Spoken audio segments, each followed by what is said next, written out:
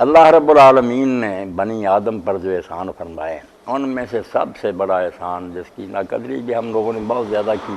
وہ اللہ کی کتاب ہے۔ یہ کتاب جو میرے سامنے ہے اس کے بارے میں صحیح بات تو یہ ہے کہ حبل اللہ المتین ہے، اللہ نے ایک مضبوط رسہ لٹکایا کہ تم جو پستی میں گرے ہوئے نو اگر آسمان کی بلندیوں تک پہنچنا چاہتے اس دنیا میں بھی اور آخرت میں بھی تو اس رسے کو مضبوط پکڑ لو، یہ تمہیں اوپر اٹھا لے گا۔ اس سے بڑا کوئی انعام نہیں اللہ تعالیٰ نے مخلوق پر فرمایا، اور اسی لیے اللہ تعالیٰ نے اس کتاب کی عظمت کا بیان ذہنوں میں راسخ کرنے کے لیے کہ دلوں میں بیٹھے کہ یہ کاغذ کی ایک کتاب نہیں ہے جیسے اور کتابیں،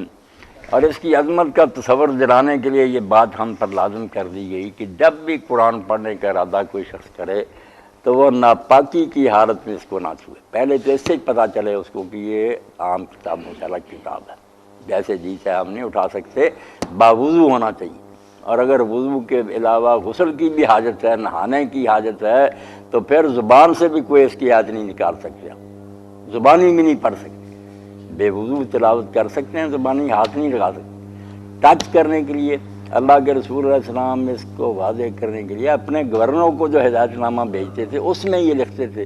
کہ لوگوں کو یہ بات بتاؤ کہ لا یمس القرآن الا طاہر،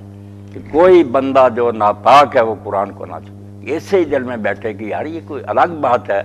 کہ ہم اس کو چھونے کے لیے بھی پابند ہیں۔ کہ حضرت سعد بن ابی وقاص غالباً وہ قرآن پڑھ رہے تھے اور ان کا خادم قرآن لے کر اس طرح کھڑا تھا سن رہا تھا،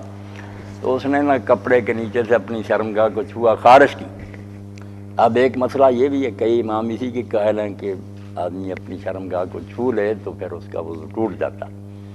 تو آپ نے اس سے پوچھا کہ غالباً تو نے اپنی شرمگاہ کو چھوا؟ اس نے کہا، تو فرمایا قرآن رکھ دے، وضو کر کے دوبارہ۔